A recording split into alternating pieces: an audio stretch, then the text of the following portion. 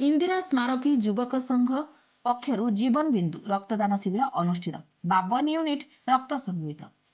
नाउगां block अंतर्गत तिरुणाठारे इंदिरा स्मारकी युवक संघ आनुकूल्य एक स्वेच्छाकृत जीवन बिंदु रक्तदान शिविर स्वर्गत शुभेन्दु त्रिपाठी और रश्मि रंजन विश्वाल स्मृति उद्देश्य अनुष्ठित होती। कार्यक्रम में मुख्य अतिथि भाव में जगतसिंहपुर जिलार युव समाजसेवी तथा पूर्वतन राज्य कार्य निगम अध्यक्ष अमरेन्द्र दास, सम्मानित अतिथि पूर्वतन जिला परिषद अध्यक्ष देवीदत्त महांती जोगदे रक्तदान शिविर को उद्घाटन करते।